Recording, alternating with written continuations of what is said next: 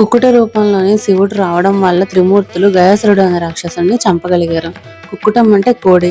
స్వామివారి కోడి రూపంలో వచ్చిన ఆలయం అనేది పిఠాపురంలో ఉందండి. అంటే కాకినాడకి 20 కిలోమీటర్ల దూరంలో ఉంటుంది. పిఠాపురంలోని కుక్కుటేశ్వర స్వామి ఆలయం అనేది చాలా శక్తివంతమైన ఆలయం అండి. ఎందుకంటే ఇక్కడ స్వామివారు స్వయంభూగా వెలిసారు. అంతేకాకుండా అష్టాదశ శక్తి పీఠాల్లో ఒకటి అయినటువంటిది పురోహితిక అమ్మవారు ఇక్కడే ఉన్నారు. అంటే దక్షయజ్ఞం తర్వాత అమ్మవారి శరీర భాగాల్లోని పీఠ భాగం ఇక్కడ పడింది అనమాట. అందుకే ఈ ఊరికి పీఠాపురం అని పేరు వచ్చింది. ఈ అమ్మవారు చాలా శక్తివంతమైన అమ్మవారు. అంతేకాకుండా ఇది దత్తక్షేత్రంగా కూడా పేరు పొందింది. ఎందుకంటే దత్తాత్రేయ స్వామి మొదట అవతారమైన శ్రీపాద శ్రీవల్లభ అవతారం ఇక్కడే జరిగిందని, ఇక్కడ స్వయంభూ స్వామివారి విగ్రహము పాదుకులు ఇక్కడే ఉన్నాయి. అందుకే ఇది దత్తక్షేత్రంగా ప్రసిద్ధి పొందింది.